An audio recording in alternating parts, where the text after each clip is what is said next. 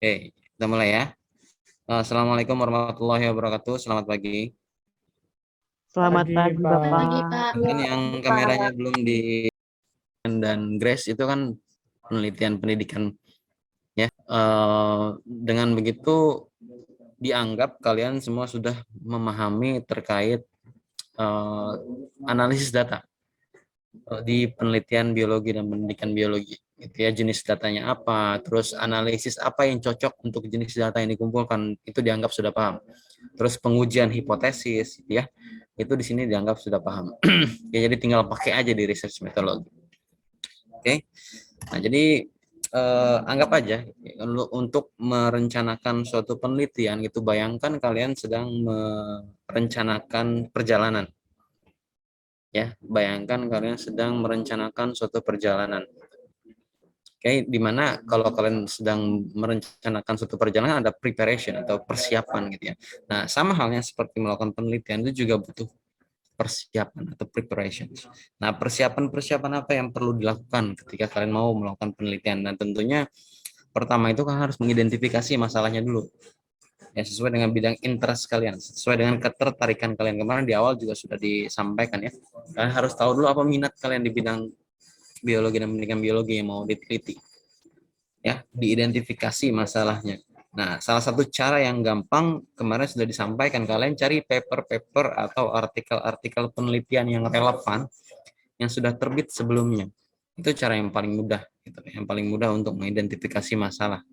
Nah, setelah itu sudah kalian mengidentifikasi, menganalisis dari paper-paper tadi masalahnya apa, lalu dirumuskanlah tujuannya, diformulasikan judul baru yang telah dimodifikasi. Kira-kira apa yang belum diukur dan apa yang bisa dicari informasi baru dari bidang relevan tadi, gitu ya. Nah, setelah itu kalian tentukan tujuannya. Untuk apa penelitian ini dilakukan? Ya, jadi persiapan ini jadi fondasi yang penting dalam suatu penelitian. Sama halnya seperti kalian merencanakan perjalanan. Persiapan itu penting. Kalau nggak ada persiapan apa-apa, itu namanya pasukan berani mati gitu. Kayak pasukan Jepang yang kamikaze, gitu. Mau bunuh diri. Ya, jadi persiapan ini perlu dipersiapkan matang-matang. Ya, identifikasi masalah, setelah itu dirumuskan judulnya, tentukan tujuannya apa. Ya, nah misalnya kan sudah menentukan tujuannya di sini, karena sudah menentukan tujuan gitu ya. Ini destinasi kalian. Ya, tujuan akhir dari penelitian kalian tuh ini. Nah, setelah ini tinggal kalian menentukan bagaimana kalian mencapai tujuan itu, mau pakai apa ke sana.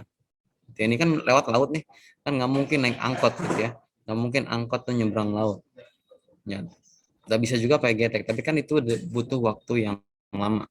Nah, artinya pemilihan cara gitu ya, pemilihan cara untuk mencapai tujuan itu di sini kita analogikan sebagai metode penelitian. Oke, jadi antara masalah yang diidentifikasi, tujuan dan metode itu harus benar-benar berkaitan, harus benar-benar sesuai, ya, suitable. Oke, jadi jangan heran kalau misalnya dalam suatu ujian gitu, seminar proposal atau ujian skripsi, yang paling banyak nanti dikorek itu adalah di latar belakang metode. Karena kalau metodenya salah, penelitian itu tentunya arahnya nggak benar. Ya, karena metode ini adalah cara kalian untuk mencapai tujuan. Nah, kalau caranya salah, tujuannya nggak tercapai. Ya, jadi metode ini benar-benar harus dirancang, benar-benar harus dipilih yang sesuai. Ya, jadi ini analogi kalau misalnya kalian mau merencanakan suatu penelitian. Jadi bayangkan kalian merencanakan suatu perjalanan di mana harus persiapan gitu ya. Persiapan fisik, persiapan finansial dan lain-lain gitu. Sama juga sama halnya seperti penelitian. Kalau mau melakukan penelitian harus ada persiapan dulu kan, identifikasi masalahnya dulu apa. Kemarin sudah dijelaskan cara yang paling mudah gitu ya, identifikasi di paper-paper yang sudah terbit, lalu dirumuskan tujuan dan tentukan rumuskan judul, lalu tentukan tujuannya apa. Nah, setelah menentukan tujuan, kalian rancang cara untuk mencapai tujuan itu melalui rancangan metode, ya, rancangan metodologi penelitian. Jadi jangan heran kenapa metodologi ini itu yang paling sering dikorek gitu ketika ujian. Ya, Jadi harus benar-benar pas gitu. Jadi kalau misalnya, karena si metode ini tuh yang menentukan tujuan kalian tuh bisa tercapai atau enggak gitu. Kalau metodenya keliru ya nggak sampai ke tujuannya, artinya penelitiannya keliru, nggak nyampe tujuan. Antara apa yang mau dicapai dengan cara untuk mencapai itu nggak sesuai, tidak sinkron. Ya, sampai sini ada yang mau ditanyakan? Ya,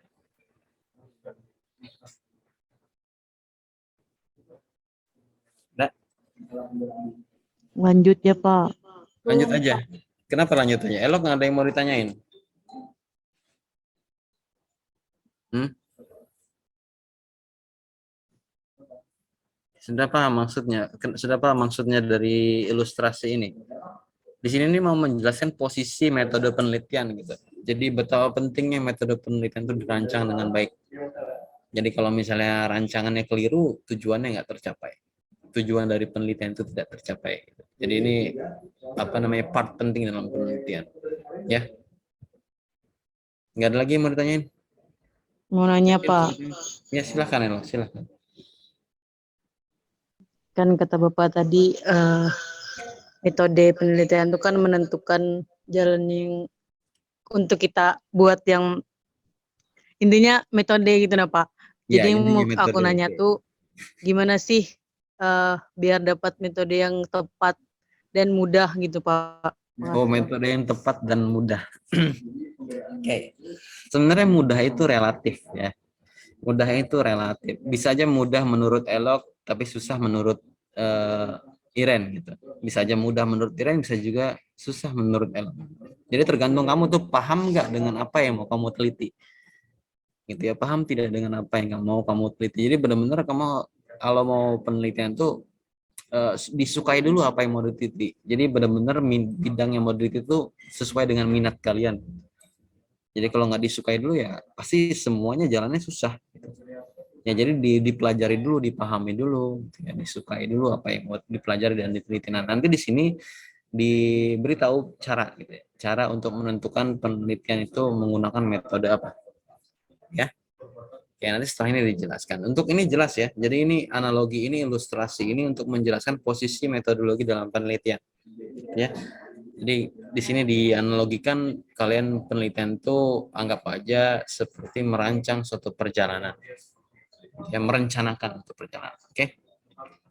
Nah, di sini yang akan lebih ditekankan mungkin penelitian kuantitatif. Di mana di penelitian kuantitatif ini biasanya itu dia melibatkan pengukuran, ada perhitungan ya biasanya dan biasanya juga dianalisis secara statistik ya. Jadi kuantitatif yang umum nanti akan dijelaskan di sini. Oke. Nah, ini klasifikasinya ya. Jadi untuk penelitian kuantitatif itu ada yang jenisnya, bentuknya eksperimen, ada yang non eksperimen. Oke, ada yang eksperimen, ada yang non eksperimen. Nah, kalau yang eksperimen itu biasanya dia diindikasikan adanya kontrol, adanya kelompok kontrol. Nah, kalau non eksperimen tuh nggak ada kelompok kontrol, jadi cuma satu kelompok sampel aja yang di apa namanya di examine, diuji, ya tanpa adanya pembanding. Kalau non eksperimental, nah eksperimen ini biasanya diindikasikan dengan adanya kontrol, ya dengan adanya kontrol. Yaitu eksperimen. Nah, biasanya dianalisis statistik menggunakan t-test atau z-test atau ANOVA, one way ANOVA, two way ANOVA atau analisis-analisis statistik parametrik dan non parametrik gitu ya. Terus kalau yang non eksperimen biasanya ini penelitian korelasional. Ya, kalian mau mengetahui hubungan antara variabel X dengan variabel Y. Ya, kalau yang paling sederhana ya kalian analisis menggunakan korelasi Pearson. Ya, penelitian korelasional. Mau mengetahui variabel X, hubungan antara variabel X dengan variabel Y. Itu ya. Nah, terus di sini mungkin yang akan kita lebih bahas adalah yang eksperimental. Nah, jadi eksperimen itu umumnya dibagi jadi dua. Ada yang kuasi eksperimen, ada yang memang true eksperimen. Ya, ada yang kuasi, ada yang true. Ini yang eksperimen paling ujung nih yang true.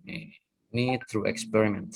Ya, karena kita kan di pendidikan biologi ya, jadi mungkin research fields-nya dibagi jadi dua, bidang penelitian dibagi jadi dua. Ada yang biologi, ada yang pendidikan biologi. Nah, biasanya eksperimen itu bisa diterapkan di dua bidang itu, di dua bidang penelitian itu. Hanya saja jenis atau bentuk eksperimennya berbeda. Nah, kalau di penelitian pendidikan biologi, kalau misalnya bentuknya eksperimen, karena kita menggunakan sampelnya siswa, itu biasanya bentuknya kuasi eksperimen. Jadi kalau eksperimen di penelitian pendidikan itu bentuknya kuasi eksperimen atau eksperimen semu. Ya, kalau eksperimen di penelitian pendidikan itu karena kita nggak benar-benar bisa mengontrol yang namanya variabel luar. Ya, jadi di apa namanya di penelitian pendidikan itu bentuk eksperimennya eksperimen semu. Dibilang semu karena kita nggak benar-benar bisa mengontrol variabel luar itu yang bisa berpengaruh terhadap jalannya eksperimen. Ya, di penelitian pendidikan itu kuasi eksperimen. Terus kalau penelitian eksperimen di situ kita benar-benar bisa mengontrol gitu. Jadi kita bisa benar-benar mengontrol jalannya eksperimen. Jadi variabel-variabel lain yang tidak diuji itu bisa dikontrol semuanya sama. Kalau penelitian true eksperimen itu biasanya di eksperimennya biologi gitu. Oke. Sampai sini ada yang mau ditanyain? Enggak.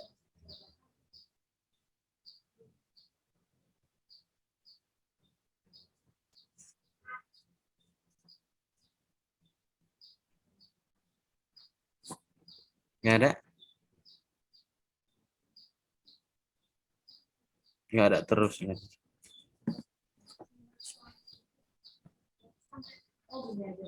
Kenapa enggak ada? Jelas ya. Jadi dua bentuk eksperimen ini kuasi dan true eksperimen itu diterapkan di bidang penelitian yang berbeda gitu. Kalau biasanya kalau yang kuasi eksperimen itu di pendidikan biologi. Kalau misalnya penelitian pendidikan itu bentuknya eksperimen.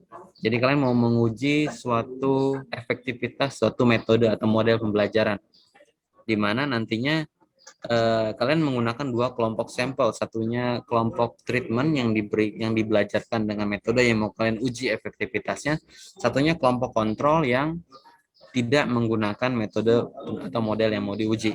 Jadi kontrol ini sebagai pembanding, tapi kan yang dijadikan sampel itu adalah siswa. Artinya kita tidak bisa mengontrol variabel luar. Ya, kita tidak benar-benar bisa melihat pengaruhnya. Bisa aja ketika yang kelompok treatment ini hasilnya lebih rendah dibandingkan yang kontrol, mungkin aja si siswanya ini lagi sakit gitu. Jadi dia nggak bisa mikir ketika kerjakan post test. Nah, kemungkinan itulah yang nggak bisa kita kontrol. Makanya disebut sebagai quasi experiment. Ya.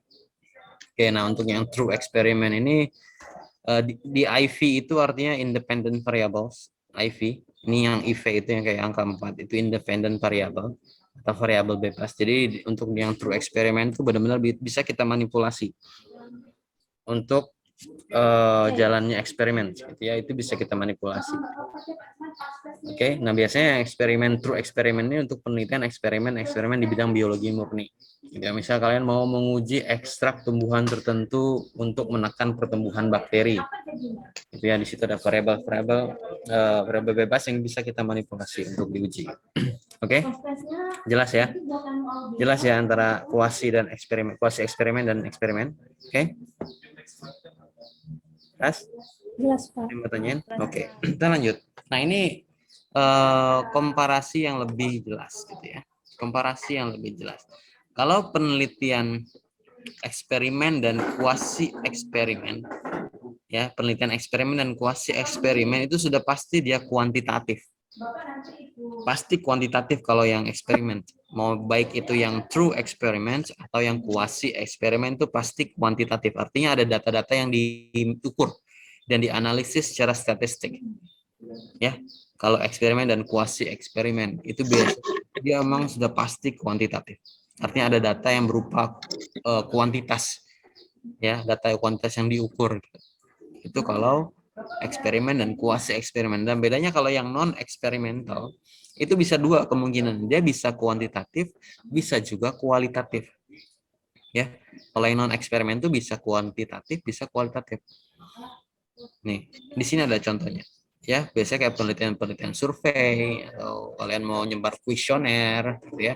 Walaupun datanya itu kualitatif tapi itu bisa dikuantitatifkan. Ya, biasanya datanya bisa dikuantitatifkan. Oke, ini hanya perbandingan yang lebih rinci ya. Bentuk-bentuk penelitian eksperimen dan non eksperimen ini dia masuk ke jenis penelitian yang mana. Kalau eksperimen dan kuasi eksperimen itu sudah pasti kuantitatif. Kalau yang non eksperimental itu bisa kuantitatif, bisa juga kualitatif. Oke, jelas ya. Oke. Nah, ini dia. Ini bagaimana kalian menentukan? Bagaimana kalian menentukan bentuk penelitian yang mau kalian gunakan? Oke, bentuk penelitian yang mau digunakan. Oke. Nah, pertama itu kalian harus tahu gitu ya, sampel yang nantinya mau kalian gunakan sebagai objek penelitian itu dipilihnya secara random atau enggak. Ya, kalian pilih secara random atau tidak. Ya, ada pengacakan atau enggak. Ya, kalau misalnya ada pengacakan itu biasanya true eksperimen. Karena misalnya kalau penelitian eksperimen itu yang true ya, yang true eksperimen itu sampelnya dipilih secara acak. Jadi supaya setiap anggota populasi itu memiliki kesempatan yang sama untuk merepresentasikan keseluruhan yang mau diteliti. Gitu ya, supaya sampelnya representatif. Oke. Nah, itu kalau misalnya di awal kan tentukan dulu sampel ini random atau enggak. Gitu ya. Kalau misalnya yes, berarti dia true eksperimen. Nah, kalau misalnya tidak, itu ada dua kemungkinannya. Kalau misalnya tidak random, diambil dua kemungkinannya. Nah, apakah sampel yang diambil tidak secara random itu ada dua kelompok, yang kontrol dan kelompok treatment, atau tidak? Kalau misalnya ada, berarti dia kuasi eksperimen. Masih bentuknya eksperimen, tapi kuasi. Ya, bentuknya masih eksperimen, tapi yang kuasi semu. Oke, karena siswa itu kan tidak kita pilih secara acak ya. Kelompok siswa itu enggak kita pilih acak. Misalnya kita pakai kelas 10-1. Nah, semua siswa di kelas 10-1 itulah yang kita jadikan sampel. Kita nggak bisa milih acak. Oke. Nah, kalau misalnya yang tidak ada kelompok kontrol itu berarti non eksperimental. Nah, di non eksperimental ini ada dua kemungkinan, dia bisa kuantitatif, bisa juga kualitatif. Oke. Sampai sini ada yang mau ditanyakan? Enggak? Enggak ada yang mau didiskusikan? Ya, tetap semuanya nanti di sini apa namanya, statistical analysis atau analisis statistik to applied. Kalian nggak bisa menghindar dari statistik di sini. Ya, jangan hindari statistik. Kalau misalnya nggak apa namanya, jangan dibikin pusing dulu statistiknya. Aduh susah analisis UJT ANOVA gitu ya. Gampang. Kalau sudah dijalankan asal ada datanya itu gampang. Oke. Sampai sini nggak ada yang mau ditanyain? Nggak ada.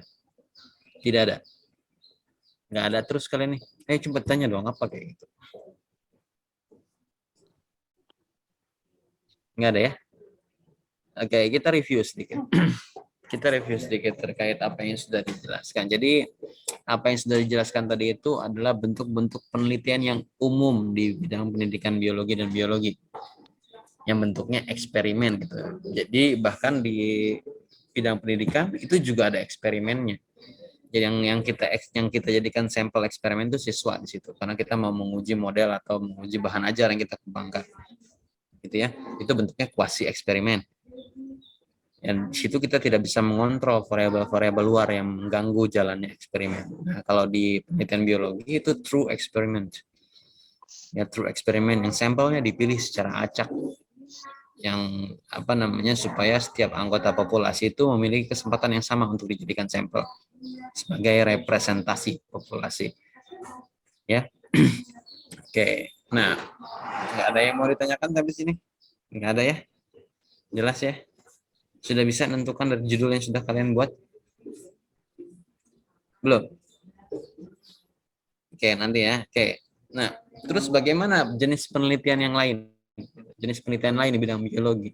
Bagaimana penelitian-penelitian ekologi? Ini penelitian ekologi secara umum ya.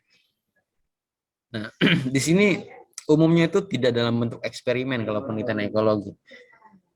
Ya, penelitian-penelitian ekologi ini tidak dalam bentuk eksperimen, dan biasanya metode penelitian yang digunakan tuh mix method artinya dia kombinasi antara kuantitatif dan kualitatif.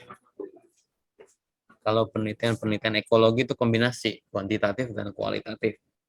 Ya, misalnya kalian mau mengetahui tingkat keanekaragaman spesies krustasea di Sungai Kahayan.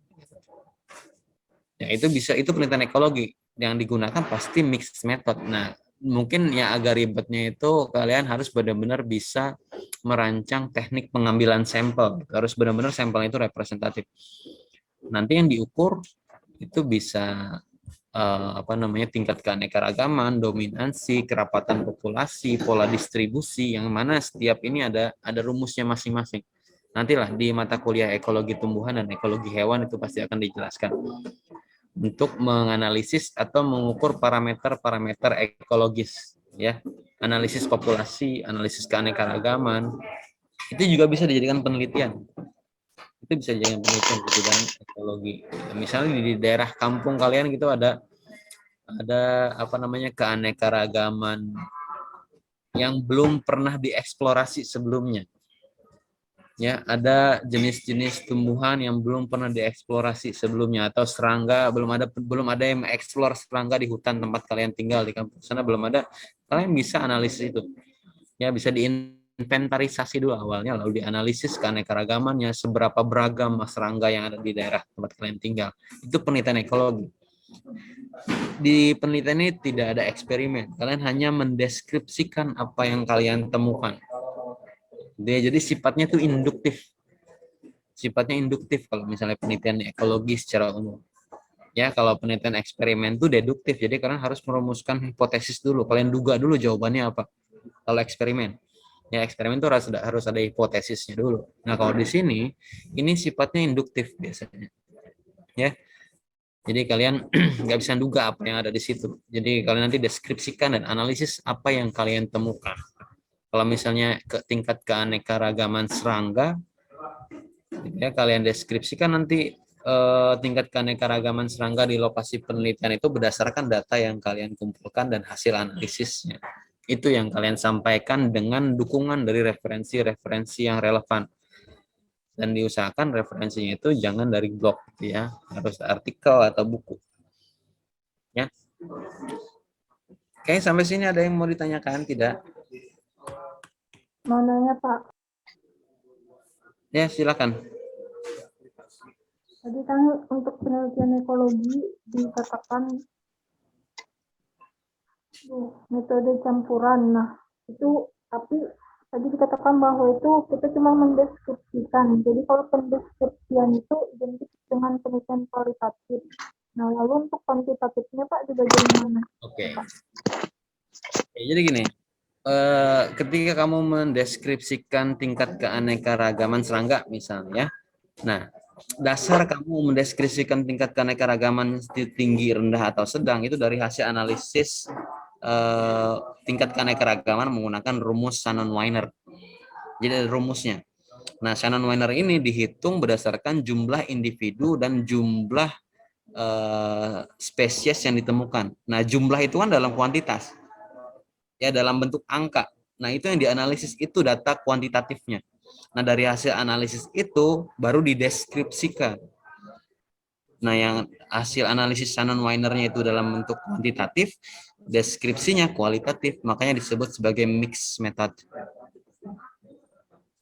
Nah, jadi kuantitasnya itu atau kuantitatifnya itu di data yang kalian kumpulkan. Jadi bukan cuma kalian data aja di sini ada serangga ini, serangga ini, serangga ini, tapi harus dihitung individu yang kalian temukan untuk menganalisis tingkat keanekaragaman menggunakan rumus-rumus statistik ekologi. Jadi banyak statistik ekologi itu yang digunakan untuk menganalisis parameter-parameter ekologis. Kayak tingkat keanekaragaman, dominansi, kelimpahan, pola distribusi, gitu ya. Terus frekuensi relatif, itu semua ada rumusnya. Itu kuantitas semua, itu kuantitatif. Yang mana nanti hasil analisis itu kan dideskripsikan gitu ya, diinterpretasikan. Nah, di situ unsur kualitatifnya. Makanya ekologi itu umumnya mixed method gitu. Metodologi campur. Ya. Gimana, Iren? Jelas? Baik, terima kasih. Jelas Pak. Oke, thank you. Ada lagi yang lain yang mau ditanyakan?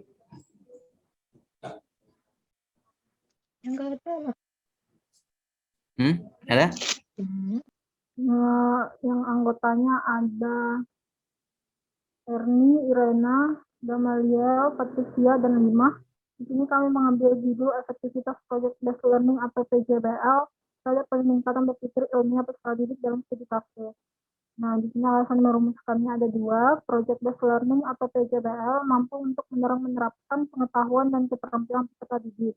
Yang kedua, karena dari profesi pendidikan, kami ingin mengembangkan evaluasi kemampuan peserta didik dalam berpikir secara ilmiah. Kemudian variabel yang kami gunakan di sini ada variabel bebasnya PJBL, yang kedua ada variabel terikatnya berpikir ilmiah. Kemudian ada yang keempat yaitu tujuan penelitiannya ada dua. Yang pertama untuk mengetahui pengaruh model PJBL terhadap kemampuan pemikiran sains siswa. Kemudian yang kedua adalah untuk mengetahui pengaruh model PJBL terhadap sikap ilmiah siswa. Kemudian kelima ada hipotesis, ada dua hipotesis. Yang pertama adalah model PJBL berpengaruh signifikan terhadap KPS siswa. Yang kedua, model PJBL berpengaruh signifikan terhadap sikap ilmiah siswa. Karena tadi itu sebenarnya di sini salah, itu seharusnya ada dua, yaitu KPS siswa dan sikap ilmiah siswa. Sehingga hipotesisnya juga ada dua. Dan untuk metodenya kami menggunakan jenis penelitian kuantitatif, di mana itu bentuknya adalah kuasi eksperimen, yaitu eksperimen semu. Kemudian untuk populasi atau sampelnya itu kami membentuk kelompok siswa. Di mana kelompok siswa ini nanti kami berencana untuk membuat dua kelas, yaitu kelas kontrol dan kelas treatment.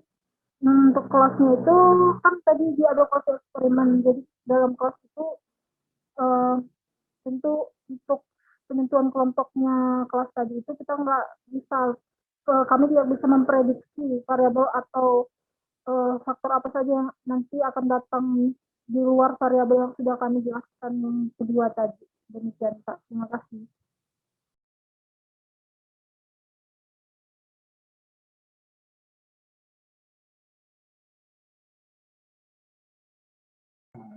Sudah?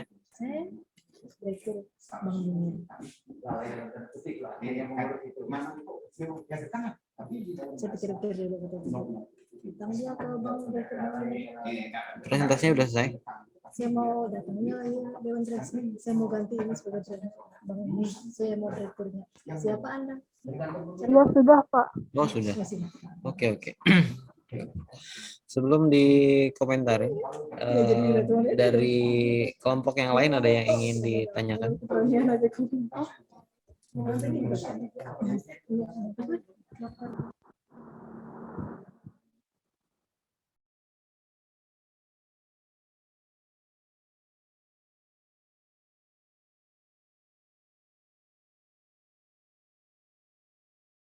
Oke, sebelum dikomentarin, dari kelompok yang lain ada yang ingin dikonfirmasi atau minta klarifikasi kepada kelompok 4? Silakan.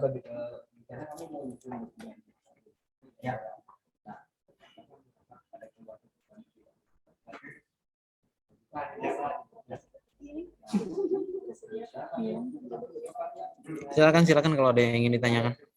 Ada? Pasti nggak ada.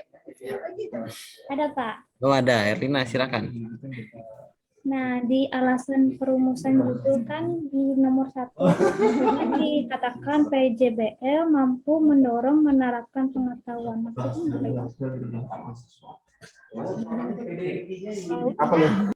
Pertanyaannya L. Jadi di sini itu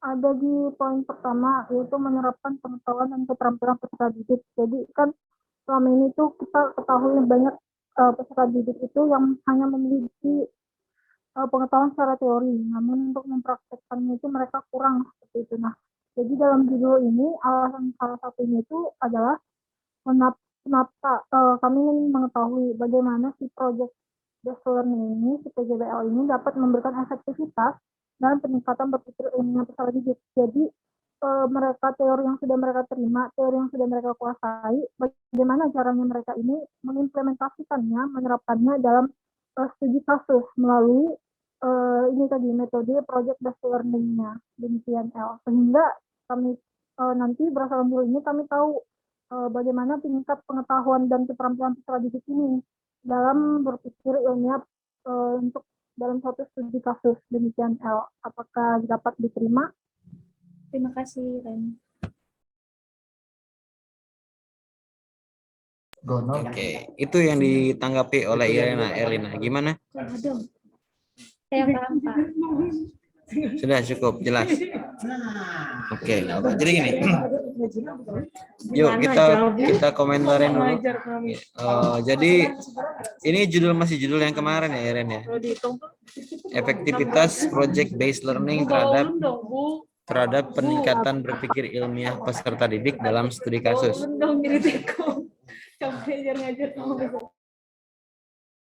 Ya, benar, Pak. Ya. Kemarin kan sebenarnya sudah sudah dikasih saran untuk perubahan judul ya.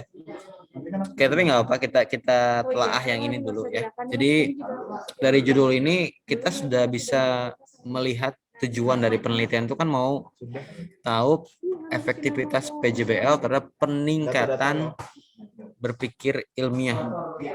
Ya, peningkatan berpikir ilmiah. Gitu ya.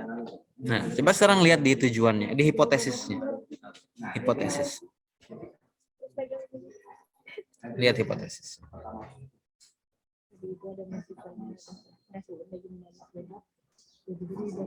Oke. Nah, sekarang coba lihat di hipotesis. Apakah di hipotesis ini ada menyebutkan berpikir ilmiah? Coba lihat. Enggak ada, Pak. Ada. Artinya antara judul dengan tujuan tuh nyambung nggak? Tidak, Pak. Oke, artinya satu opsi kalian memperbaiki judul disesuaikan dengan apa yang mau dicapai, ya. Nah, kalau peningkatan itu bentuknya tentunya nggak perlu pakai eksperimen. Itu cukup dengan satu kelas aja. Ya, jadi yang pra-eksperimental, yang non-eksperimental. Jadi one sample. Ya. Jadi kamu hanya mau melihat peningkatan sebelum dia dibelajarkan dengan PJBL dan setelah dibelajarkan dengan PJBL, dan itu analisisnya hanya cukup dengan menggunakan NGen. Kalau judul kalian peningkatan. Ya, tapi dari gambaran hipotesis dan metodenya sepertinya ini penelitian untuk menguji pengaruh. Ya, jadi kalau misalnya kita lihat dari hipotesisnya, model PJBL berpengaruh signifikan terhadap KPS, terus model PJBL berpengaruh signifikan terhadap sikap ilmiah. Artinya kemungkinan judulnya ini adalah pengaruh model project based learning terhadap keterampilan berpikir, keterampilan proses sains dan sikap ilmiah siswa.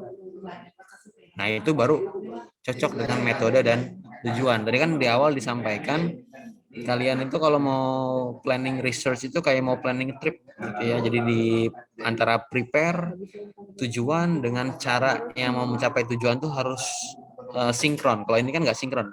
Tujuan yang mau melihat peningkatan, tapi di hipotesis dan analisisnya dan bentuk penelitiannya itu mau menguji pengaruh. Ya, walaupun sebenarnya dalam adanya peningkatan itu pasti dipengaruhi oleh adanya pengaruh ya kan. Tapi bentuk penelitian nanti beda. Kalau peningkatan itu hanya cukup dengan one sample aja. Dan analisisnya hanya cukup dengan NGen. Kalau pengaruh itu bentuknya kuasi eksperimen. Ada kelompok kontrol dan ada kelompok perlakuan yang diberikan treatment. Dalam hal ini treatmentnya dia dibelajarkan dengan model project based learning. Ya, jadi judulnya aja yang perlu diperbaiki, disesuaikan dengan hipotesis dan metode. Nah, terus nanti di bagian coba lihat sampel populasi dan sampelnya.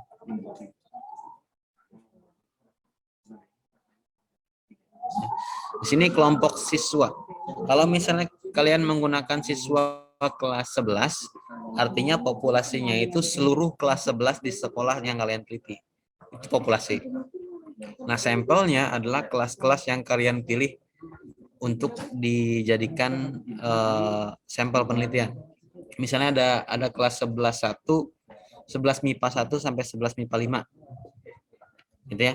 Itu populasinya. Nah, yang kalian pilih itu 11 MIPA 1 dan 11 MIPA 3. Nah, MIPA 1 dan MIPA 3 ini sampelnya. 2 kelas. Jadi sampelnya itu 2 dari keseluruhan populasi yang berjumlah 5 kelas. Gitu. Nanti dijelaskan itu, ya. Oke, nah biasanya kalau kuasi eksperimen itu rancangan penelitiannya non-equivalent control group design. Kenapa harus non-equivalent? Karena kalau dalam kuasi eksperimen, sampel itu tidak dipilih secara acak. Ya, kalau dalam penelitian kuasi eksperimen, sampel ini nggak dipilih secara acak, makanya non-equivalent. Sebenarnya dia bentuknya sama dengan pretest post-test control group design. Cuman bedanya kalau pretest post-test control group design itu dia sampel dipilih acak. Kalau di non-equivalent, di kuasi eksperimen, ini sampel tidak dipilih secara acak.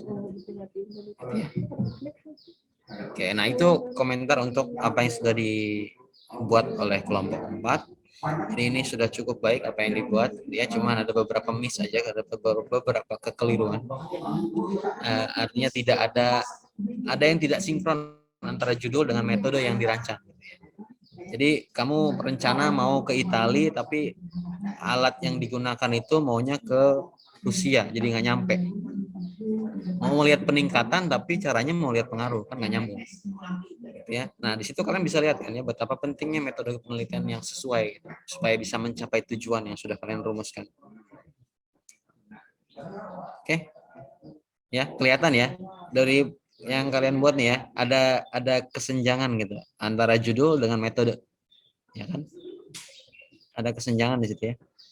Jadi tujuannya judulnya mau melihat peningkatan, tapi metode yang dirancang itu bentuknya eksperimen, mau lihat pengaruh. Tidak hanya peningkatan yang tapi pengaruh secara general, secara umum. Apalagi ada kata signifikan, berarti harus diuji secara statistik.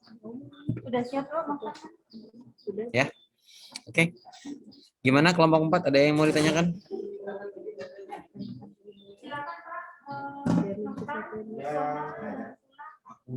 Jelas kelompok 4? Saya izin nanya, Pak.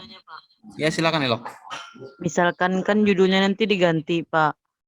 Terus kan hipotesisnya ada model pembelajaran berpengaruh signifikan terhadap KPS siswa. Nah, misalnya kan kami ganti loh, Pak. Gak usah kami pakai yang statistik tuh, Pak. Tetap pakai. Kalau pengaruh di hipotesis kalian bilang berpengaruh signifikan, ya, ada kata signifikan itu harus dianalisis secara statistik. Ada angkanya nanti seberapa signifikan gitu. Kalian pakai taraf signifikansi yang berapa persen? Yang 5% atau yang 1%? Umumnya 5% yang dipakai dalam pendidikan. Gitu ya. Tetap statistik nggak bisa lepas. Kalau eksperimen tetap harus menggunakan statistik. Oke, Pak. Makasih. Walaupun kuasi. Ya, oke. Dan lagi yang lain, kelompok 4 gimana? Sudah cukup jelas koreksinya? Oke, Pak.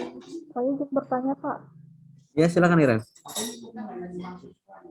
Maksudnya yang ini kan Pak ada kata peningkatan. Nah, jadi peningkatan ini katanya untuk kelasnya itu ada bagian itu saya masih kurang paham Pak. Gimana sorry?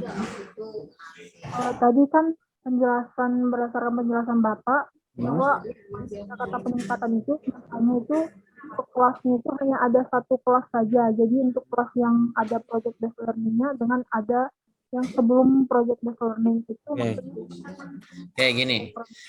Jadi kalau kalian mau melihat peningkatan karena satu kelompok sampel itu dikasih treatment, itu kan nggak perlu pembanding gitu. Ya. Kalian hanya perlu satu sampel yang dilihat peningkatannya sebelum dia dikasih treatment dengan setelah dia dikasih treatment. Artinya pretest dengan post-testnya aja yang dibandingkan. Nah, itu kan nggak perlu 2 kelas, cukup 1 kelas aja kalau kayak gitu. Karena mau melihat peningkatannya setelah si siswa ini dibelajarkan dengan PJBL. Peningkatan sebelum dia belajar, gitu ya, di pretest dengan setelah dia dibelajarkan dengan PJBL. Dan itu analisisnya hanya cukup menggunakan NGen aja, normalized gain untuk melihat peningkatan. Nggak perlu kontrol kalau yang kayak gitu. Ya. Karena kamu cuma mau melihat peningkatan doang. Tapi ini bisa jadi bagian dari judul pengaruh eksperimen itu. Jadi di samping kalian menganalisis atau menguji hipotesis untuk mengetahui seberapa signifikan pengaruh PJBL terhadap KPS dan sikap ilmiah, di situ kalian bisa dukung dengan melihat peningkatan yang terjadi pada kelompok eksperimen dengan peningkatan yang terjadi pada kelompok kontrol. Ya, tapi kalau cuma mau lihat peningkatan aja satu kelas cukup. Jadi peningkatan itu kan cuma bagian kecil yang dilihat dari pengaruh gitu. Ada bagian yang lebih besar yang perlu dilihat untuk pengaruh. Ya.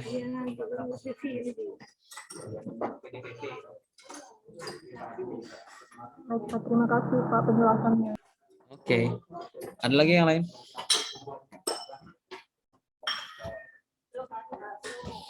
Nggak ada? Karena di sini sudah mulai ramai. Jangan lupa di-record gitu, Grace. Sudah dulu Pak. Kirim ibu ya, Grace. Karena di sini sudah mulai ramai, kalau nggak ada yang ditanyakan lagi, ini sudah mulai paham ya kalian ya bagaimana menentukan metode ya. Jadi diharapkan minggu depan kita lihat tugas yang sudah kalian buat, nanti kita diskusikan kayak kemarin judul ya. Ya diusahakan jangan Iren sama yang sudah kemarin itu jangan itu. Iren sama siapa kemarin? Iren sama Grace. Ya gantian yang lain. Gantian yang lain yang presentasikan ya. Oke, silakan di stop share-nya kelompok 4. Terima kasih kelompok 4 atas presentasinya, sudah cukup baik apa yang disampaikan. Hanya ada beberapa miss gitu ya antara apa yang dibuat dalam judul dengan metode yang dirancang. Ada kesenjangan sedikit. Oke. Tapi secara umum yang disampaikan sudah cukup jelas ya. Sudah cukup untuk bekal kalian mengerjakan tugas yang kemarin ya. Oke. Iya, Pak. Oke. Kalau sudah cukup dan tidak ada pertanyaan lagi karena di sini sudah mulai ramai, kita sudahi pertemuan siang hari ini. Ya, semoga apa yang kita diskusikan bermanfaat untuk kalian. Sampai ketemu nanti hari Selasa depan. Selamat siang. Assalamualaikum warahmatullahi wabarakatuh.